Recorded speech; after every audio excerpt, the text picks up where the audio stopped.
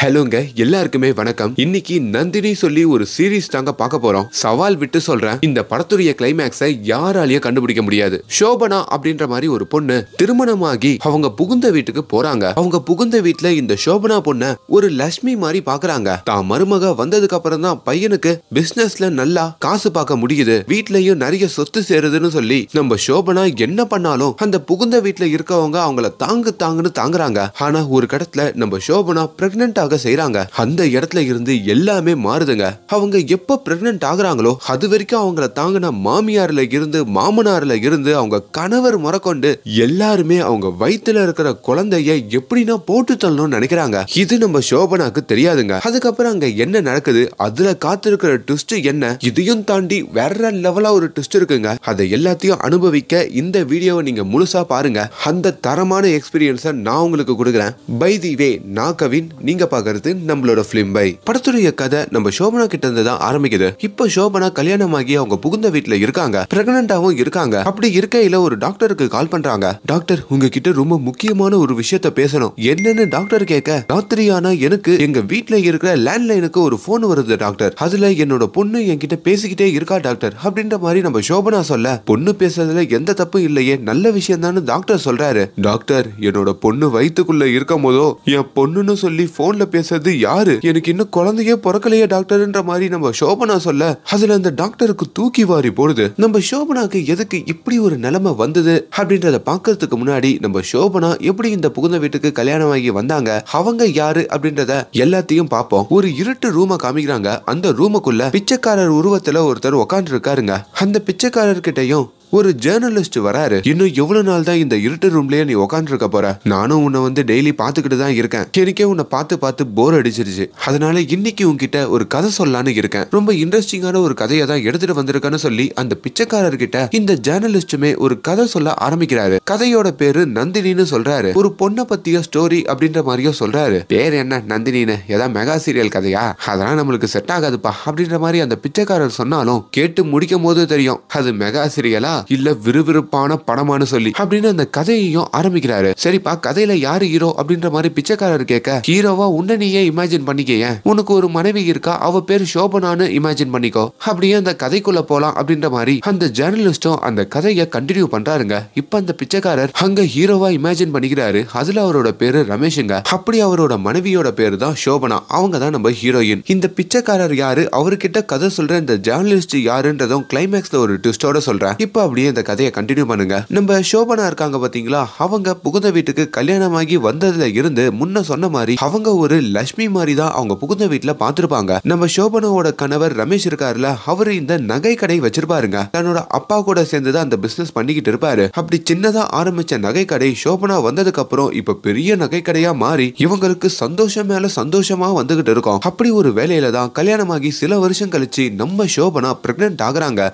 அதுல இருந்து தான் கதையும் ஆரம்பிக்குது. இப்ப தான் பிரெக்னன்டான விஷயத்த ஓடி வந்து நம்ம சோபனாவும் அவங்க கணவர் ரமேஷ் கிட்ட சொல்றாங்க. ரமேஷுக்கும் அப்படி ஒரு சந்தோஷங்க. ஓடி வந்து வெளியே தான் அப்பா கிட்டயும் சொல்ல, அங்க பூஜை அறையில இருக்கிற அம்மா கிட்டயும் சொல்லுன்ற மாதிரி அப்பா சொல்றாரு. நம்ம ஹீரோ ரமேஷோட அம்மா பேரு கல்யாணிங்க. அப்படி அவங்க குடும்பமே அங்க சந்தோஷப்படுது. நம்ம மருமக குழந்தை பெத்துக்க போறத கோலாகலமா கொண்டாடணும்னு சொல்லி இந்த நல்ல செய்திய அவங்க ஃப்ரெண்ட்ஸ் ஃபேமிலின்னு எல்லாரையும் கூட்டு சேர்ந்து கேக்கெல்லாம் வெட்டி ஸ்வீட் எல்லாம் கொடுத்து சோறு போட்டு கொண்டாடுறாங்க. நம்ம ஹீரோயின் சோபனாக்கும் அவங்க மாமியார் கல்யாணி 20 சவரம்ல நகையெல்லாம் செஞ்சு போடுறாங்க. அப்போ சோபனாக்கு நிறைய பொம்மைகளை வாங்கி கொடுக்குறாங்க. ஒரு வருஷம் நீ வீட்லயே ரெஸ்ட் எடுத்தா போதும், உனக்கு என்னெல்லாம் வேணுமோ எல்லாமே நாங்க பண்றோம்னு சொல்லி அப்படி நம்ம சோபனாவை பாத்துக்கிறாங்க. நாட்கள் மெல்ல நகர்ந்துகிட்டே இருக்க நம்ம ஹீரோவுமே ஹீரோயின் கிட்ட எனக்கு ஒரு அழகான பையனை பெத்து கொடு, எனக்கு பையன் தான் வேணும்ன்ற மாதிரி பொண்டாட்டி கிட்டயும் செல்லமா கேக்குறாரு. அதே வேலையில தான் இவங்க வீட்டுக்கு பக்கத்துல இருக்கிற ஒரு வீட்டுக்கு ஒரு ரிப்போர்ட்டர் குடியேறி வராருங்க. இப்ப இந்த கதையை கேட்டுட்டு இருந்த அந்த பிச்சைக்காரரும் கதையை நிப்பாட்ட சொல்லி, அந்த ரிப்போர்ட்டரா நான் உன்னையே இமேஜின் பண்ணிக்கிறேன் ஓகேவான்னு கேட்க, இப்ப அங்க கதை சொல்லிட்டு இருக்கிற அந்த ரிப்போர்ட்டரும் சரி நானும் ரிப்போர்ட்டர், அந்த கதையில வரவனும் ரிப்போர்ட்டர், என்னையே இமேஜின் பண்ணிக்கணும்னு சொல்ல, இப்ப அப்படி ரிப்போர்ட்டரா இதே ரிப்போர்ட்டரை காட்ட அவரு தன்னோட மனைவியோட ஒரு பிளாட்டுக்கு குடியேறி வராருங்க. இந்த ரிப்போர்ட்டர் அப்பப்போ நிறைய கதைகளை எழுதுவாரு. அதுக்காக ஒரு ஆத்தங்கரையோரம் போய் உட்கார்ந்துட்டு இருப்பாரு. அந்த ஆத்தங்கரையோரம் சில கல்லறைகள் இருக்குங்க. அப்படி ஒரு கல்லறைக்கு வெள்ளை புடவை கட்டிக்கிட்டு ஒரு லேடி வரதையும் அந்த ரிப்போர்ட்டர் பாக்குறாரு. இந்த லேடி தாங்க கிளைமேக்ஸ்ல ஒரு பெரிய ட்விஸ்ட் கொடுப்பாங்க. நல்லா கவனமா நோட் பண்ணிக்கோங்க. இங்க நம்ம சோபனா இருக்காங்க பாத்தீங்களா, அவங்க நம்ம ஹீரோவையும் கூப்பிட்டுக்கிட்டு ஹாஸ்பிட்டலுக்கு வராங்க. அப்படி வயித்துல இருக்கிற தன்னோட குழந்தையும் ஹெல்த்தியா இருக்காங்களா என்ன ஏதுன்னு பார்க்க டாக்டருமே செக் பண்ணிட்டு உங்க குழந்தை ரொம்ப ஹெல்த்தியா இருக்கு, நீங்க நல்லா மெயின்டைன் பண்றீங்க, வெயிட் எதுவும் தூக்காதீங்க, கொஞ்ச நாள் வீட்லயே ரெஸ்டா இருங்கன்ற மாதிரி ஹீரோயினுக்கு சில அட்வைஸ் எல்லாம் கொடுத்து இப்ப டாக்டரும் அங்க இருந்து அனுப்ப ஹீரோயினும் பெரிய சந்தோஷத்தோட தான் கணவரோட வீட்டுக்கு வராங்க. இப்ப இவங்க ஹாஸ்பிட்டல் போன சமயத்துல ஹீரோயினோட மாமியார் கல்யாணியும் வீட்டுல அவங்க வேலைக்காரங்க கிட்ட பேசிக்கிட்டு இருக்காங்க.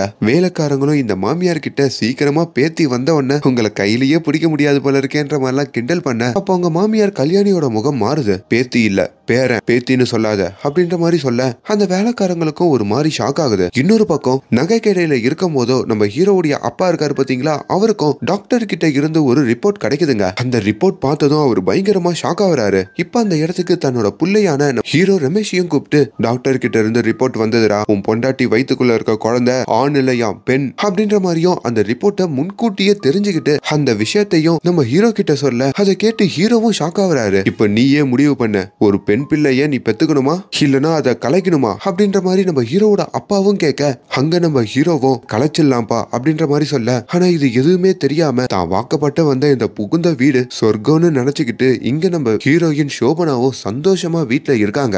இப்ப அந்த நகை கடையில இருந்து அப்பாவும் பையனும் கொஞ்சம் சீக்கிரமாவே வீட்டுக்கு வராங்க. அப்படி ஹால்ல இருக்கிற மருமகளையும் அவங்க ரூமுக்கு போக சொல்ல மேல 2வது மாடியில தாங்க மருமகளோட ரூம் இருக்கும். அப்படி அவங்களும் அங்க போக இப்ப கதவெல்லாம் சாத்திட்டு அந்த ரிப்போர்ட்டை எடுத்துட்டு வந்து ஹீரோ அவங்க அம்மா கிட்டையும் காட்டுறாரு. அப்படி அந்த கல்யாணியும் அந்த ரிப்போர்ட்டை பாக்குறாங்க. குழந்தை பெண் குழந்தையா, பெண் குழந்தைய எப்படி அவ பெத்துக்கிறது, அதனால கலைச்சிடலான்ற மாதிரி எங்களுக்குள்ள நாங்க முடிவு பண்ணிருக்கோம் அப்படின்ற மாதிரி ஹீரோவோட அப்பாவும் அவங்க மனைவி கிட்ட சொல்ல அதை கேட்டதும் அவங்க மனைவி கல்யாணியும் ஒரு மாதிரி ஆகுறாங்க.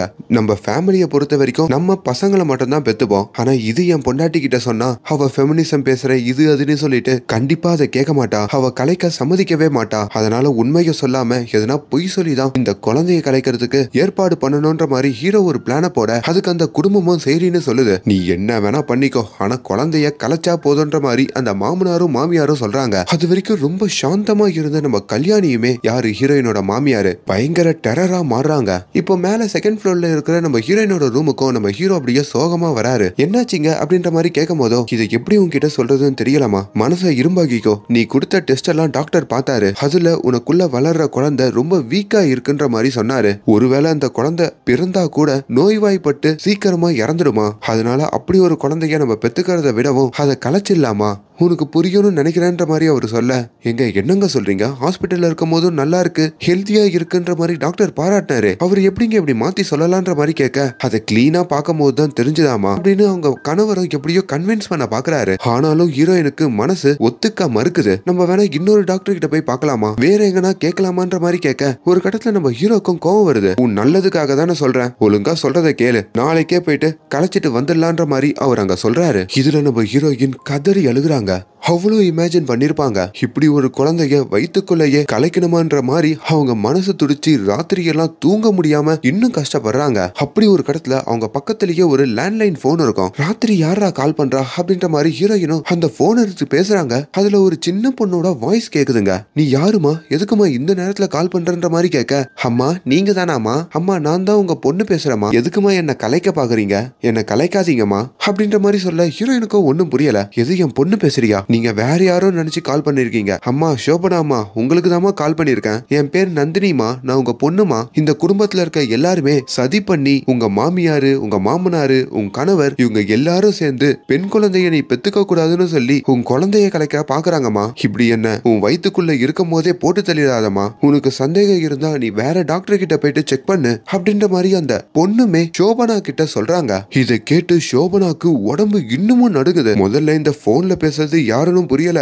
ரெண்டாவது வீட்டுக்குள்ளேயே இப்படி ஒரு சதி இருக்கான்ற மாதிரியோ குழம்புறாங்க. இப்ப இந்த கதையை சொல்லிக்கிட்டு இருக்கிற அந்த ரிப்போர்ட்டருமே இந்த கதையை நிப்பாட்ட அப்ப அந்த பிச்சைக்காரர் விழுந்து விழுந்து சிரிக்கிறாரு. என்னடா சாதாரண கதையா போனது திடீர்னு பேய் கதையா மாறிடுச்சு, இன்னுமா இந்த பேயெல்லாம் நம்பிக்கிட்டு இருக்கீங்க, இந்த பேயெல்லாம் வச்சு வேற கதையா எழுதுறீங்க அப்படின்ற மாதிரி நக்கல் பண்றாரு. தொடர்ந்து கதையை கேள்டாம அவனே, இதுக்கப்புறம் தான் நிறைய ட்விஸ்ட் இருக்குன்னு சொல்லி ரிப்போர்ட்டர் திரும்பி அந்த கதைக்குள்ள போக இப்ப அந்த கதையில ஒரு ரிப்போர்ட்டர் வருவாரு பாத்தீங்களா, அவருமே வழக்கம் போல கதை எழுதுறதுக்காக அந்த ஆத்தங்கரையோரம் போறாரு. திரும்பி அந்த இடத்துல வெள்ளப்படவை கட்டிக்கிட்டு ஒரு லேடி அங்க இருக்கிற ஒரு கல்லறைக்கு அஞ்சலி செலுத்துறதையும் பாக்குறாரு. அதை உத்து பார்க்கும் போதுதான் அது ஒரு சின்ன பொண்ணுடைய கல்லறைன்ற மாதிரி தெரியுதுங்க. ஏதோ மகளை இழந்த அம்மா போல இருக்கு. அப்பப்போ மகள் ஞாபகமா இந்த கல்லறைக்கு வந்து அஞ்சலி செலுத்துறாங்க போல இருக்குன்ற மாதிரி அந்த ரிப்போர்ட்டர் நினைச்சுக்க இங்க நம்ம ஹீரோயினுடைய மாமனாரை காமிக்கிறாங்க. அவருக்கு அந்த டாக்டரும் கால் பண்ணி இன்னும் ஒரு வாரத்துக்குள்ள உங்க மருமகளை ஹாஸ்பிட்டலுக்கு கூட்டிட்டு வாங்க, அப்பதான் குழந்தைய கலைக்க முடியும், அதுக்கு மேல ட்ரை பண்ணீங்கன்னா டேட்டு தாண்டி போயிடும், அதனால உடனடியா அவ சம்மதத்தோட ஹாஸ்பிட்டலுக்கு கூட்டிட்டு வாங்கன்ற மாதிரி அந்த மாமனார் கிட்டயும் சொல்ல இப்ப அந்த மாமனாரும் தன் பையனுக்கு கால் பண்ணி உடனடியா உன் மனைவிய கன்வின்ஸ் பண்ணு, அங்க ஹாஸ்பிட்டலுக்கு கூப்பிட்டுக்கிட்டே இருக்காங்க அப்படின்ற மாதிரியும் சொல்ல இப்ப நம்ம ஹீரோ ரமேஷும் தன் மனைவி கிட்ட வந்து ஹாஸ்பிட்டலுக்கு போலாம், நேத்து சொன்னதெல்லாம் ஞாபகம் இருக்குல்ல, நம்ம இன்னொரு குழந்தைய பெத்துக்க ட்ரை பண்ணலாம், இது வேணான்னு சொல்ல ஆனா நம்ம ஹீரோயின் ஹாஸ்பிட்டல் வர மறுக்கிறாங்க. என்னால முடியாது, இன்னொரு டாக்டர் கிட்ட போயிட்டு ஜஸ்ட் ஒரு வார்த்தை கேட்போம், கேட்டுட்டு என்ன முடிவு வேணா பண்ணிப்போம் அப்படின்னு அடம் பிடிக்கிறாங்க. அப்ப அந்த இடத்துக்கு நம்ம ஹீரோயினோட மாமியார் நுழைய, ஏமா என் பையன் சொல்லிக்கிட்டே இருக்கான்ல, சின்ன வயசுல இருந்து எங்க ஃபேமிலி டாக்டர் அவர் சொல்றது அப்ப தப்புன்னு சொல்றியா, சட்டு புட்டுன்னு கிளம்பு ஹாஸ்பிட்டலுக்கு போவன்ற மாதிரி சொல்ல அவங்க மாமியார் சொல்ற பேச்சையும் அவங்க மருமகள் கேட்காம ஹாஸ்பிட்டல் வர நம்ம ஹீரோயின் மறுக்கிறாங்க. அதுல அவங்க மாமியாரும் பயங்கரமா கோவப்பட்டு அங்க இருந்து கோச்சிக்கிட்டு போக கட் பண்ணா இன்னொரு பக்கம் சந்தியா அப்படின்ற மாதிரி ஒரு பொண்ணை காமிக்கிறாங்க. இவங்க நம்ம ஹீரோயின் இருக்காங்க பாத்தீங்களா, அவங்களுடைய காலேஜ் ஃப்ரெண்டுங்க. இந்த சந்தியாக்கு இப்போ ஒரு பையனை வீட்டுல பார்த்து அவங்க 2 பேருக்கு என்கேஜ்மெண்ட்லாம் முடிஞ்சு கல்யாணம் கிட்ட வரும். அந்த பையனுமே டவுரிலாம் எதுவும் தேவையில்ல அப்படின்னு சொல்லி தான் சந்தியாவை கல்யாணம் பண்ணிக்க ஒத்துக்கிட்டு இருப்பான். ஆனா எப்போ என்கேஜ்மெண்ட் முடிஞ்சதோ அதுல இருந்து கொஞ்சம் கொஞ்சமா சந்தியா கிட்ட உங்க அப்பா கிட்ட சொல்லி எனக்கு ஒரு பைக் வாங்கி கொடுக்க சொல்லு, நீ வீட்டுக்கு வரப்போ ஒரு 20,000 நகையாச்சு போடு அப்படின்னு கொஞ்சம் கொஞ்சமா எதனா கேட்டுக்கிட்டே இருப்பாங்க. ஏன்டா டவுரி கேட்க மாட்டேன்னு சொன்ன, இப்ப கேக்குறியன்ற மாதிரி சந்தியா கேட்டா, நான் டவுரியா ஒன்னும் கேட்கல, உனக்கு எங்க வீட்டுக்கு வரும்போதோ வெறும் கையை ஆடிட்டு வந்துட்டான்னு அசிங்கப்படுத்திட கூடாதுல, அதுக்காக தான் கேட்கறன்ற மாதிரி ஏதேதோ சொல்லி சமாளிப்பாரு. இதனாலேயே அந்த சந்தியாக்கு அந்த பையனை பிடிக்காம போயிடுங்க. அப்படி ஒரு வேலையில தான் நம்ம சந்தியா இந்த ரிப்போர்ட்டரோட வைஃபோட உட்காந்துட்டு இருக்கும் போதோ நம்ம ஹீரோயின் சோபனா இருக்காங்கல்ல, அவங்க கிட்ட இருந்து சந்தியாக்கு கால் வருது. ஏ மச்சி எனக்கு ஒரு ஹெல்ப் பண்றியா, ஆக்சுவலி நான் பிரெக்னெண்டா இருக்கேன்ல, நான் ஒரு டாக்டர் கிட்ட போயிட்டு செக் பண்ணோண்டி, இந்த பிரெக்னன்சி எல்லாம் பாக்குற டாக்டர் யாருன்னா இருந்தா சஜஸ்ட் பண்றியா, எனக்கு மதியம் இப்பவே ஒரு அப்பாயின்மெண்ட் தேவை அப்படின்ற மாதிரி அவங்க கேட்க, அப்படியா வெயிட் பண்ணுன்னு சொல்லிட்டு அந்த ரிப்போர்ட்டரோட வைஃப் கிட்ட கேட்டு ஒரு டாக்டர் நம்பரும் வாங்கி அங்க அப்பாயின்மெண்ட் ஃபிக்ஸ் பண்ணி கொடுக்குறாங்க. அப்படி நம்ம ஹீரோயின் சோபனாக்கு ஒரு டாக்டரை பாக்குறதுக்கு அப்பாயின்மெண்ட் கிடைக்குதுங்க. இப்போ ஹீரோயின் அந்த டாக்டரை பார்க்க போனோம்னா வீட்டுல தெரியாம தான் போனோம். அதே வேளையில ஹீரோயினுடைய கணவரும் வேலைக்கு கிளம்ப, நான் ஈவினிங் வீட்டுக்கு வரத்துக்குள்ள உன் மனசு மாறி இருக்கணும், ஹாஸ்பிட்டலுக்கு ஈவினிங் போறோம் கலைக்கிறோம் அப்படின்னு சொல்லிட்டு வேலைக்கும் கிளம்ப, இன்னொரு பக்கம் ஹீரோயினோட மாமனார் இருக்காரு பாத்தீங்களா, அவர் அவங்க ஃபேமிலி டாக்டரை வந்து பாக்குறாரு. வலுக்கட்டாயமாலாம் கலைக்க முடியாது, உங்க மருமகள் சம்மதத்தால் தான் கலைக்க முடியும் அப்படின்னு அந்த டாக்டர் சொல்றப்போ இதுக்கு வேற எதுனா வழி இருக்கான்ற மாதிரி அவங்க மாமனார் கேட்க, அப்பதான் அந்த டாக்டருமே சில மாத்திரைகளை எடுத்து அவங்க மாமனார் கிட்ட கொடுக்குறாரு. இந்த மாத்திரைய ரெகுலரா உங்க மருமகளை சாப்பிட சொல்லுங்க, அப்படி அவங்க ரெகுலரா எடுத்துக்கிட்டா கூட குழந்தை கலைஞ்சிடும்ன்ற மாதிரி அந்த டாக்டர் சொல்ல, இங்க நம்ம ஹீரோயின் சோபனா ஒரு மதியம் சமயத்துல அவங்க மாமனாரும் அவங்க கணவரும் வீட்டுல இல்லாத சமயத்துல அப்படியே மெல்ல அவங்களுடைய 2வது மாடியில இருந்து கீழே இறங்கி அவங்க மாமியார் பூஜை பண்ணிட்டு இருக்க சமயத்துல அந்த வீட்டுல இருந்து நைஸா அவங்க அப்பாயின்ட் பண்ண அந்த டாக்டரை பாக்குறதுக்கும் கிளம்புறாங்க. ஆனாலும் ஒரு கடத்துல இந்த விஷயம் அவங்க மாமியாருக்கு தெரியுதுங்க. கட் பண்ணா இப்போ ஒரு ஹாஸ்பிட்டல காமிக்க, அந்த ஹாஸ்பிட்டலுக்கு நம்ம ஹீரோயினும் வந்து சேர,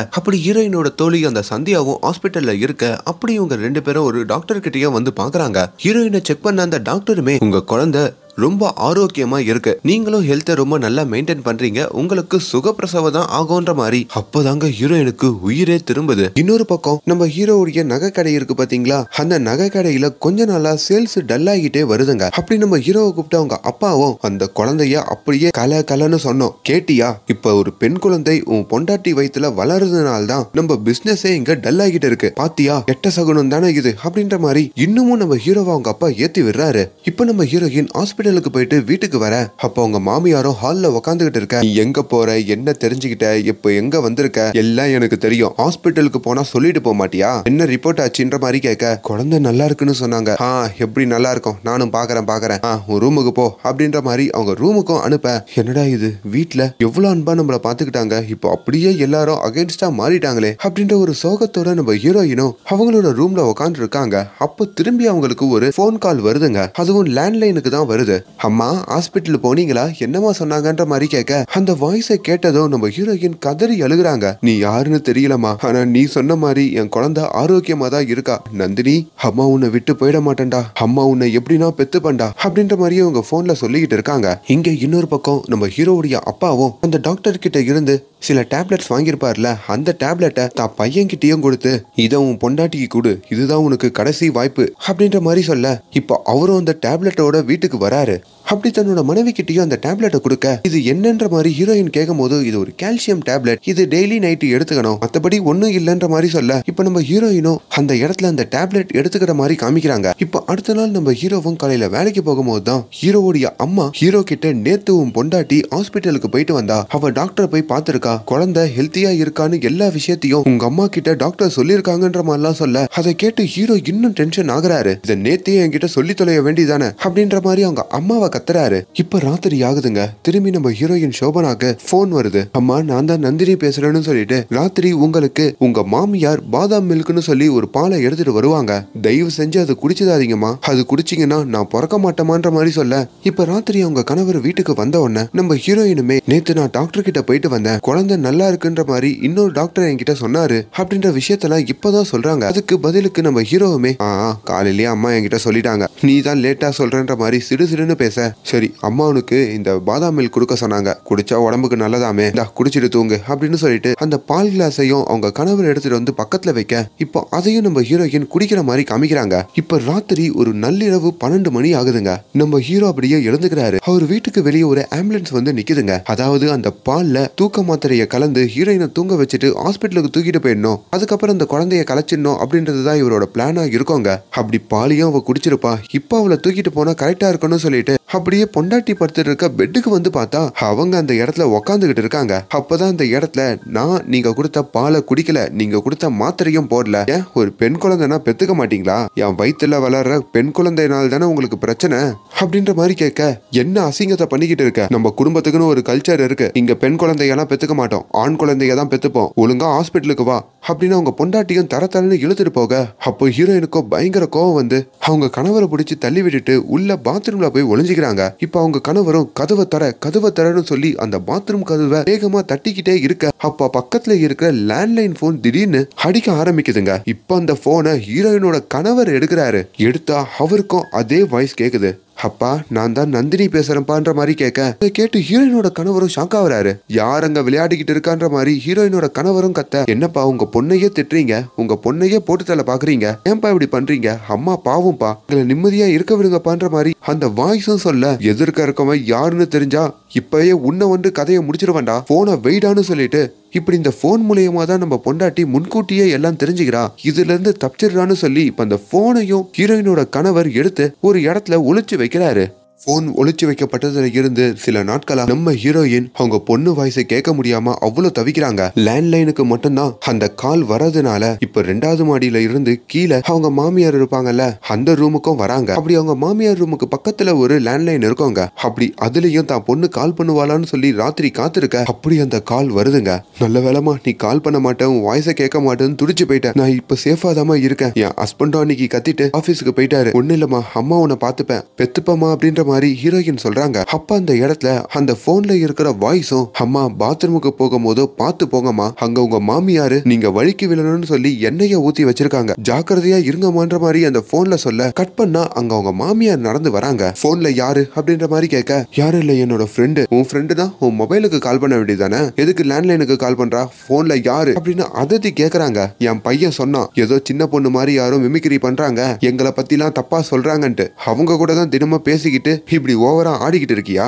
இன்னொரு வாட்டி இந்த போனை கையில எடுத்த அவ்வளவுதான்னு சொல்லிட்டு நம்ம ஹீரோயினையும் மிரட்டிட்டு போறாங்க.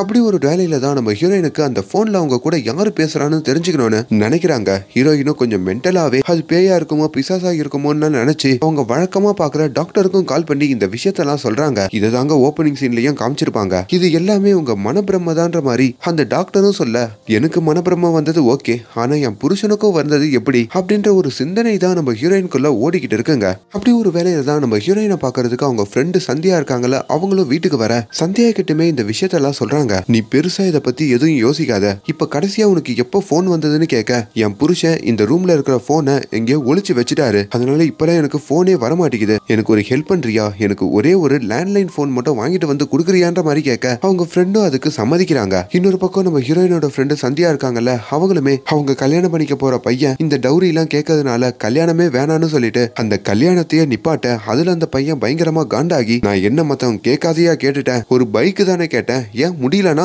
நகையாச்சு போட்டுட்டு வா, ஒண்ணுன்றதுனால ஈஸியா கல்யாணத்தை நிப்பாட்டிடுவியா அப்படின்னு ரோட்லயே பிரச்சனை பண்றாரு. அதுல இன்னமும் எங்க வீட்டுல 1,00,000 ரூபாய் வரைக்கும் செலவு பண்ணி இந்த கல்யாணத்துக்கான ஏற்பாடுகள் எல்லாம் பண்ணாங்க, அதெல்லாம் நஷ்டமா போணுமா, அவளை என்ன மட்டும் நீ கல்யாணம் பண்ணிக்கல நீ நிம்மதியா தெருவுல சுத்த முடியாதுன்ற மாதிரியே மிரட்டுறாரு. இதுல நம்ம சந்தியா ரொம்ப பயப்பட, இன்னொரு பக்கம் நம்ம ஹீரோவோடைய நகை கடையிலையும் இன்கம் டாக்ஸ் பிரச்சனையில இருந்து பல பிரச்சனைகள் வந்து அவரை அட்டாக் பண்ணிக்கிட்டு இருக்குங்க. இப்ப இதுல இருந்து நம்ம வெளியே வரணும்னா ஒரே ஒரு விஷயம் தான் இருக்கு. இது வரைக்கும் மருத்துவ மூலயமா அந்த குழந்தைய கலைக்கலான்னு எவ்வளவோ ட்ரை பண்ணோம், ஆனா முடியல. இதுக்கு மேல ஆக்சிடென்ட் பண்ணி தான் அந்த குழந்தைய கலைக்கணும்ன்ற மாதிரி நம்ம ஹீரோவோட அம்மா ஒரு பயங்கரமான பிளான போடுறாங்க. இப்ப அடுத்த நாள் காலையிலயும் நம்ம ஹீரோயின் வேக வேகமா ஹாஸ்பிட்டலுக்கு கிளம்பிக்கிட்டு இருக்க, அதை நம்ம ஹீரோவை வந்து பாக்குறாரு. எங்க போறேன்னு கேட்க, நான் ஒரு லேடி டாக்டரை பாத்துக்கிட்டு இருக்கேன், அவங்கள பார்க்க தான் போறேன்ற மாதிரி ஹீரோயின் சொல்ல, எங்க ஃபேமிலி டாக்டரையும் எங்க ஃபேமிலியும் இன்சல்ட் பண்றதுக்கே நீ இப்படி எல்லாம் பண்றியா அப்படின்னு திரும்ப சண்டை போட ஆரம்பிக்கிறாரு. உனக்கு என்னடா அப்படி ஒரு வெறி ஊறி போயிருக்கு, நம்ம ஆசையா தானே இந்த குழந்தைய பெத்துக்கணும்னு பிளான் பண்ணோம், குழந்தை பிறக்கிறதுக்கு முன்னாடி வரைக்கும் நீ அப்படிதானே என்ன காதலிச்ச,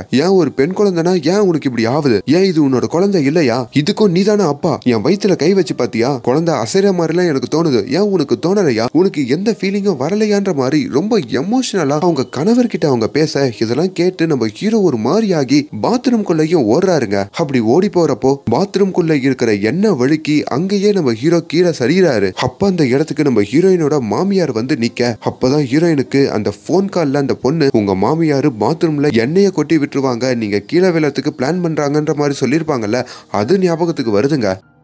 அப்படி அவங்க மாமியாரை பார்த்து நம்ம ஹீரோயினும் முறைக்க, அப்படி அவங்க மாமியாரும் நம்ம ஹீரோயினை பார்த்து முறைக்கிறாங்க. இப்படி பல தடங்கள் வந்தும் நம்ம ஹீரோயின் அந்த குழந்தைய பெத்தே ஆகணும்னு சொல்லி எல்லா தடங்களையும் மீறாங்க. அதே வேலையில ஹீரோயினோட ஃப்ரெண்டு சந்தியா இருக்காங்கல்ல, அவங்களுமே அவங்க கல்யாணம் பண்ணிக்க போற பையன் அந்த மாப்பிளைக்கு எதிராக கேஸ் கொடுத்து டவுரி கேட்கறா, என்ன மிரட்டான்னு சொல்லி இப்ப போலீசாரால அந்த மாப்பிளையும் அரெஸ்ட் பண்ணப்பட்டு உள்ள போறாங்க. போறப்பவும் ஹீரோயினோட ஃப்ரெண்டு சந்தியாவை முறைச்சிக்கிட்டு போறான். இங்க இந்த ரிப்போர்ட்டர் இருக்கார்ல, அவரும் ஒரு நல்ல கதை கிடைக்க மாட்டேங்குதுன்னு சொல்லி அந்த கதையை தேடியும் அலைகிறாரு. அப்படி ஒரு வேலையில தான் இந்த சந்தியா பொண்ணு திரும்பி நம்ம ஹீரோயினை பார்க்க வராங்க. அப்படி ஹீரோயினுக்கு ஒரு லேண்ட்லைன் போனையும் வாங்கிட்டு வராங்க. அப்பதான் ஹீரோயினுக்கு உசுரே திரும்புதுங்க. அப்படி அந்த போனை கட்டி புடிச்சுக்கிட்டு, இன்னைக்கு ராத்திரி என் பொண்ணு கூட நான் பேசிடுவேன்ற மாதிரிலாம் சொல்ல, என்னவோ நீ சொல்றதெல்லாம் பார்த்தா மர்மமா இருக்கு, ஆனா நீ சந்தோஷமா இருந்தா போதுன்ற மாதிரி அங்க ஹீரோயினோட ஃப்ரெண்டு சந்தியாவும் சொல்ல, ஹீரோயினோட ரூம்ல பேசிட்டு இருக்கிறதுனா வெளியே நின்று யாரோ ஒட்டு கேட்கற மாதிரி அந்த சந்தியாக்கு படுதுங்க. யாருன்னு கதவை திறந்து பார்த்தா அங்க நம்ம ஹீரோயினோட மாமியார் நிக்கிறாங்க.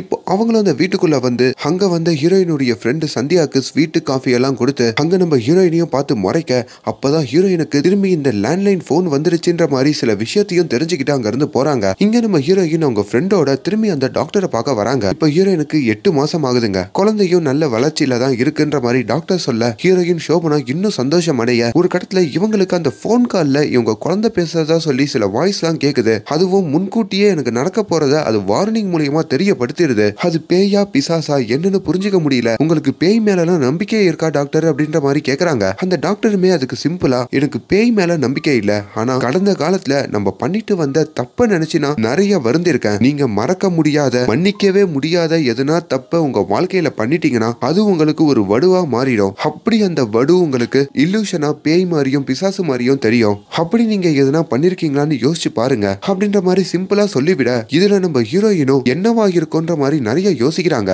அதே வேலையில நம்ம ஹீரோயினுக்கும் புதுசா போன் வாங்கினதுனால அந்த போனுக்கு திரும்பி அவங்க பொண்ணு போன் பண்ண ஆரம்பிக்கிறாங்க. ஆனா இப்ப அவங்களுக்கு பயம் இல்லைங்க. அவங்களுக்கு இருக்கிற ஒரே நிம்மதியா அந்த போன் காலை தான் அவங்க நினைக்கிறாங்க. அப்படி ஒரு வேலையில தான் நம்ம ஹீரோயினுடைய ஃப்ரெண்ட் இருக்காங்கல்ல, அவங்களுக்கு ஹீரோயினோட மாமியார் மேல ஒரு சந்தேகம் வருதுங்க. பாஸ்ட்ல நீ பண்ண தப்புனாலதான் அந்த பேய் மாதிரியான வாய்ஸ் எல்லாம் உனக்கு கேக்குதா, மேபி உங்க மாமியார் கூட எதனா தப்பு பண்ணிருக்கலாம்ல அப்படின்னு சொல்லி அவங்க மாமியார பத்தி சில விஷயம் தெரிஞ்சுக்கலாம்னு நினைக்கிறாங்க. அப்பதாங்க 20 வருஷத்துக்கு முன்னாடி நம்ம ஹீரோயினோட மாமியார் இந்த கல்யாணி இருக்காங்களே, அவங்க ஒரு பயங்கரமான சம்பவத்தை பண்ணிருப்பாங்க. அத ஒரு நியூஸ் பேப்பர்லயும் பார்த்து நம்ம ஹீரோயினோட மாமியார் பத்தி ஒரு முக்கியமான இன்ஃபர்மேஷனை அவங்க ஃப்ரெண்டு இந்த சந்தியா தெரிஞ்சுக்க, அதை நம்ம ஹீரோயினுக்கும் கால் பண்ணி உங்க மாமியார் பத்தி ஒரு பயங்கரமான விஷயத்தை கண்டுபிடிச்சிருக்கேன், அதை சொன்னா நீயே ஷாக் ஆயிடுவ, ஆனா அதை போன்ல எல்லாம் சொல்ல முடியாது, போன்ல சொல்றது ரிஸ்க், நீ நேர்ல வந்துரு, நேர்ல நான் மீட் பண்ணி சொல்றேன்ற மாதிரி ஹீரோயின் கிட்டையும் சொல்ல. அப்படி நம்ம ஹீரோயினை பாக்குறதுக்கும் இந்த சந்தியா கிளம்பும் போதோ இந்த சந்தியாவோட வீட்டுக்கு அந்த மாப்பிள்ள இருப்பான்ல, அதங்க சந்தியாவை கல்யாணம் பண்ணலான்னு இருந்திருப்பானே, டௌரி கேக்குறான்னு சந்தியா கூட போலீஸ்ல புடிச்சு கொடுத்துருப்பாங்களே, அந்த பையன் வந்துடுறாங்க. ஏண்டி நான் அவ்வளவு சொல்லியும் என்ன போலீஸ்ல புடிச்சு கொடுக்குற, உனக்கு என்ன அவ்வளவு தைரியமா, உன்னால எனக்கு எவ்வளவு அசிங்கம் தெரியுமா, இதுக்கப்புறம் எனக்கு யாரு பொண்ணு கொடுப்பா அப்படின்னு சொல்லி அங்கேயே கோவப்பட்டு ஒரு கத்தி எடுத்துட்டு வந்து அங்கேயே நம்ம சந்தியாவை அவன் குத்தவும் செய்யறான். பதிலுக்கு சந்தியாவும் அந்த கத்தியை எடுத்து அவனை குத்த, இப்ப இவங்க 2 பேருமே மயங்கி விழறாங்க. அப்ப அந்த பக்கமா வந்த இந்த ரிப்போர்ட்டர் இருக்காருல, அவங்களோட ஒய்ஃப் இத பாக்குறாங்க. அப்படி சந்தியாவையும் அந்த பையனையும் தூக்கிட்டு போயிட்டு ஹாஸ்பிட்டல்லையும் சேர்க்கறாங்க. இன்னொரு பக்கம் நம்ம ஹீரோயினும் சந்தியாவுக்கு கால் பண்ணிக்கிட்டே இருக்க, அப்படி அவங்க மாமியார் பத்தி என்ன முக்கியமான விஷயமா இருக்கும், சொல்லாமலேயே போயிட்டாலே அப்படின்னு அவங்களுக்கும் ஒன்னும் புரியலைங்க. அப்படி ஒரு வேலையில தான் நம்ம ஹீரோயின் வீட்ல டிவி பார்த்துட்டு இருக்க சமயத்துல டிவில ஒரு பயங்கரமான நியூஸ் வருதுங்க. அவங்க ஏரியால இருக்கிற ஒரு பெரிய ஜுவல்லரி திடீர்னு தீ பிடிச்சி எரிஞ்சிருதான். என்ன ஜுவல்லரின்னு பார்த்தா இவங்க புருஷன் நடத்திக்கிட்டு இருப்பாரு அந்த ஜுவல்லரி தாங்க. அதை கேட்டு இவங்க ஷாக்காக திரும்பி பார்த்தா அவங்க கணவர் அந்த இடத்துக்கு வந்து நிக்கிறாங்க. அவரு பயங்கர கோவத்தோட வந்து, அப்பவே சொன்ன அந்த குழந்தைய கலைச்சிரு கேட்டியா, முதல்ல பிசினஸ்ல டாக்ஸ் ப்ராப்ளம் வந்தது, அப்புறம் பிசினஸே ப்ராப்ளம் ஆச்சு, இப்ப கடையே தீ பிடிச்சிருச்சு, எல்லாம் உன்னாலையும் அந்த குழந்தையாலையும் தான், ஓட்டு தள்ளாம விடமாட்டேன்னு சொல்லிட்டு இப்ப அவர் அந்த இடத்துல ஒரு டெலிபோன் ஒயரை எடுத்து ஹீரோயினோட கழுத்தை நெரிக்க வர, அதே வேலையில நம்ம ஹீரோயின் ஒரு கண்ணாடி பாட்டில் எடுத்து பக்கத்துல வந்தா குத்திடுவேன் அப்படின்ற மாதிரி சொல்றாங்க. அப்ப அந்த இடத்துல நம்ம ஹீரோயினுக்கு பிரசவ வலி வேற வருதுங்க. அவங்களுக்கு டெலிவரி ஆகிற மாதிரியும் இருக்கு. உடனடியா அந்த இடத்துல இருந்து கிளம்பி ஹாஸ்பிட்டலுக்கு போயிடலாம், அட்மிட் ஆகலாம்னு சொல்லி பக்கத்துல வந்தா குத்திடுவேன்னு சொல்லிட்டோம். வேகமா அவங்க கணவரை மிரட்டி ஹாஸ்பிட்டலுக்கு கிளம்பலான்னு பார்க்க, அப்ப பின்னாடி ஹீரோயினோட மாமியார் வந்து நிக்கிறாங்க. ஓ, குத்தலானே வந்துட்டியா, உன்னால ஒன்னும் பண்ண முடியாது, ஒழுங்கா அதை கீழே போடுன்னு சொல்றலன்ற மாதிரி அவங்க மாமியார் மிரட்ட, இப்ப அப்படியே கட்டாச்சுன்னா ஆல்ரெடி ஹாஸ்பிட்டல்ல இருக்கிற நம்ம ஹீரோயினோட ஃப்ரெண்டு சந்தியாவை காமிக்கிறாங்க. எப்படியும் அந்த சந்தியா இப்ப பிழைச்சிடுறாங்க. அதே வேலையில தான் அந்த சந்தியா இருக்கிற அதே ஹாஸ்பிட்டலுக்கு இப்ப நம்ம ஹீரோயினை தூக்கிக்கிட்டு அவங்க கணவரும் மாமியாரும் வர, அப்படி ஒரு பிரசவ வார்டுலயும் நம்ம ஹீரோயின் சேர்க்கப்படுறாங்க. அவ்வளவுதாங்க, இப்ப நம்ம ஹீரோயினுக்கு பிரசவம் பாக்குறாங்க. அப்படி நல்லபடியா நம்ம ஹீரோயினுக்கு குழந்தை பிறக்கிற மாதிரியும் காமிக்கிறாங்க. ஆனா இதுல தாங்க நம்ம ஹீரோயினுக்கு பெரிய பிரச்சனையே இருக்கு. நந்தினின்னு பேரை வைக்க இப்ப அந்த பெண் குழந்தையும் வெளியே வந்து நர்ஸ் நம்ம ஹீரோயினோட மாமியார் கிட்டையும் அவங்க கணவர் கிட்டையும் மாமனார் கிட்டையும் காமிக்க யாருக்குமே மூஞ்சே இல்லைங்க. ஒரு கட்டத்துல ஹீரோவுடைய அப்பாவும் இதுக்கு மேல இப்படியே விட முடியாது, குழந்தைய ஹாஸ்பிட்டல்ல வச்ச கதையை முடிச்சிடு அப்படின்ற மாதிரி நம்ம ஹீரோ கிட்டையும் சொல்ல, இப்ப நம்ம ஹீரோயின் அப்படியே அவங்க வார்ட்ல தூங்கிக்கிட்டு இருக்காங்க. எழுந்து பார்த்தா பக்கத்துல தொட்டில இருக்கிற குழந்தைய காணோம். ரொம்ப பதறி போறாங்க. அப்பதான் நர்ஸ் அம்மாவும் ஓடி வந்து, ஒன்னும் பதறாதீங்க, உங்க குழந்தை பிரீத்திங்ல கொஞ்சம் ப்ராப்ளம் இருக்கு, அங்க இன்குபேட்டர்ல வச்சிருக்கோம், ஒன்னும் பதறாதீங்க, ஆள் இருக்கு, உங்க குழந்தை சேஃபா தான் இருக்குன்ற மாதிரி அங்க நம்ம ஹீரோயினையும் தூங்க சொல்றாங்க. இப்ப அவங்க குழந்தைய இன்குபேட்டர்ல வச்சிருப்பாங்க பாத்தீங்களா, அந்த குழந்தைய எப்படின்னா போட்டு தள்ளணும்னு சொல்லி இப்ப அந்த இடத்துல அந்த நர்சம்மா இல்லாத சமயத்துல நம்ம ஹீரோவும் அவங்க அப்பாவும் போறாங்க. அப்ப அந்த இடத்துல வீல் சேரை தள்ளிக்கிட்டு அந்த இடத்துக்கு நம்ம ஹீரோயின் சோபனா வராங்க. நீங்க இப்படி பண்ணுவீங்கன்னு தெரியும்டா, என் குழந்தை பக்கத்துல போனா அவ்வளவுதான்னு சொல்லிட்டு அங்க ஒரு கத்திரிக்கோலை எடுத்து தன்னோட கணவரையும் அவங்க மாமனாரையும் மிரட்ட, அப்ப நம்ம ஹீரோ வந்து நம்ம ஹீரோயினை பிடிக்கிறாரு. அப்பா நீ போப்பா, அந்த குழந்தைய போட்டு தள்ளுப்பா, நான் இவளை பாத்துக்கிறேன்ற மாதிரியும் கத்த, ஹீரோயினுக்கு இப்ப என்ன பண்றது ஏது பண்றதுன்னு ஒன்னும் புரியலைங்க. அப்படி இப்போ ஹீரோவுடைய அப்பாவோ அந்த குழந்தை பக்கத்துல நெருங்க, அந்த இடத்துக்கு நம்ம ஹீரோயினோட மாமியார் வராங்க. இங்க தாங்க ஒரு பெரிய ட்விஸ்டே உடையுது. அங்க நம்ம ஹீரோயினோட மாமியாரு ஒரு இரும்பு ராடை வச்சு அங்க தான் கணவரான ஹீரோயினோட மாமனார அடிக்கிறாங்க.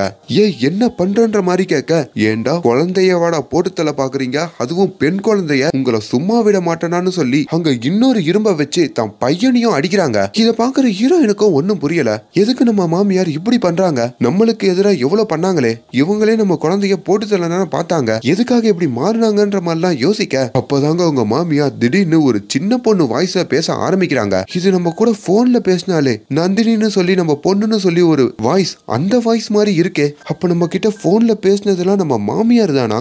என்ன நடக்குது ஏது நடக்குதுன்னு ஒன்னும் புரியாம இருக்காங்க.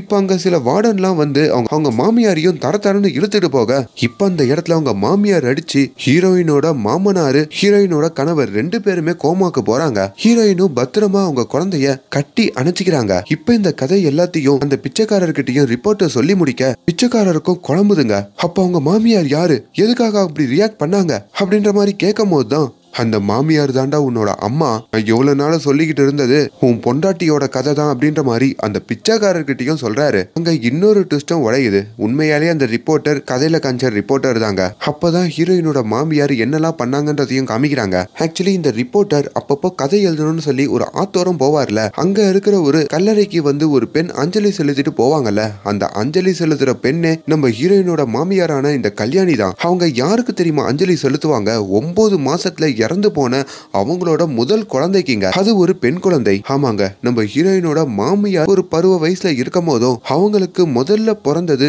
ஒரு பெண் குழந்தையா தான் இருக்கும். ஆனா அந்த சமயத்துல தான் கணவராலையும் அவங்களோட மாமனாராலையும் ஹீரோயினோட மாமியார் கொடுமை செய்யப்பட்டு அப்படி அவங்களுக்கு பிறந்த அவங்களுடைய பெண் குழந்தைய பறி கொடுத்திருப்பாங்க. அப்படி தான் கணவராலையும் அவங்க மாமனாராலையுமே நம்ம ஹீரோயினோட மாமியாரோட முதல் குழந்தை இறந்து போயிருக்கோங்க. அதுக்கப்புறம் தான் நம்ம ஹீரோவை ஆண் பிள்ளையா நம்ம ஹீரோயினோட மாமியார் பெற்றிருப்பாங்க. இந்த பாரம் எல்லாத்தையும் மனசுக்குள்ள வச்சுக்கிட்டு தான் இத்தனை வருஷம் வாழ்ந்திருப்பாங்க. அப்படி ஒரு வேலையில தான் தான் மருமகளுக்கும் ஒரு பெண் குழந்தை பிறக்க போறன்ற ஒரு விஷயம் கேள்விப்பட்ட உடனே அந்த பெண் குழந்தையையும் நம்ம வீட்டுல இருக்கிற இந்த ஆண்கள் போட்டு தள்ள பாக்குறாங்க அப்படின்னு சொல்லிட்டு தான் எப்படின்னா நம்ம மருமகள் பெத்துக்கணும்னு சொல்லி அவங்க மாமியார் ஒரு பிளான போட்டிருப்பாங்க. ஆக்சுவலி நம்ம ஹீரோயினோட மாமியார் இந்த ஸ்டேஜ் டிராமாலலாம் நடிச்சிருப்பாங்க. அப்படி 80கள்ல அவங்க நடிச்ச ஸ்டேஜ் டிராமால நந்தினின்னு ஒரு சின்ன பொண்ணோட வேஷம் போட்டு அந்த வாய்ஸ்ல பேசி அவங்க நடிக்கிறது ரொம்ப ஃபேமஸுங்க. அது நியூஸ் பேப்பர்ல எல்லாம் கூட வந்திருக்கும். அதை தான் நம்ம ஹீரோயினோட ஃப்ரெண்டு நியூஸ் பேப்பர்ல பாக்குற மாதிரி காமிச்சிருப்பாங்க. அப்படி நம்ம ஹீரோயினை ஏமாத்தி கீழ் ரூம்ல இருந்து ஹீரோயினோட லேண்ட்லைனுக்கு நான் உங்க பொண்ணு பேசுறேன்னு கால் பண்ணதே ஹீரோயினோட மாமியார் தாங்க.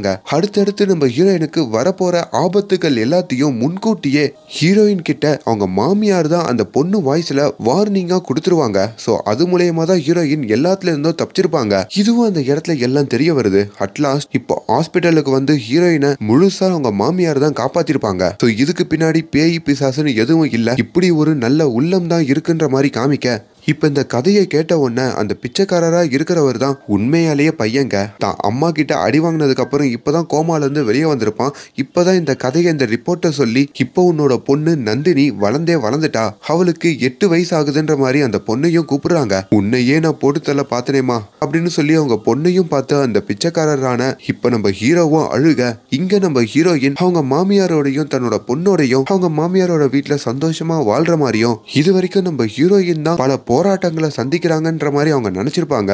ஆனா அதை விடவும் தன்னை கெட்டவளா காமிச்சுக்கிட்டு எல்லார்கிட்டையும் கெட்ட பேரை வாங்கிக்கிட்டு வெளியே கூட சொல்ல முடியாத அளவுக்கு பல போராட்டங்களை தான் மாமியார் சந்திச்சிருக்காங்கன்னு நினைச்சு இப்போ அவங்க மாமியார் கூட நம்ம ஹீரோயின் சந்தோஷமா வாழ்ற மாதிரி இந்த கதையை முடிக்கிறாங்க. சோ இந்த ட்விஸ்டை எத்தனை பேர் முன்கூட்டியே ப்ரெடிக்ட் பண்ணீங்க? அப்படி பண்ணியிருந்தீங்கன்னா உண்மையாலே சூப்பர். சோ இந்த கதை எப்படி இருந்தது அப்படி எல்லாத்தையுமே கீழே கமெண்ட்ல சொல்லுங்க. நீங்க இந்த படத்தை பார்த்த மாதிரியே உங்க ஃப்ரெண்ட்ஸ் அண்ட் ஃபேமிலிக்கும் ஷேர் பண்ணுங்க. இது ஒரு must watch movie. So enjoy பண்ணிருப்பீங்கன்னு நினைக்கிறேன். அண்ட் மேலும் இந்த மாதிரியான வீடியோஸை தொடர்ந்து பார்க்கறதுக்கு நம்மளோட சேனலை சப்ஸ்கிரைப் பண்ணுங்க. Thank you so much.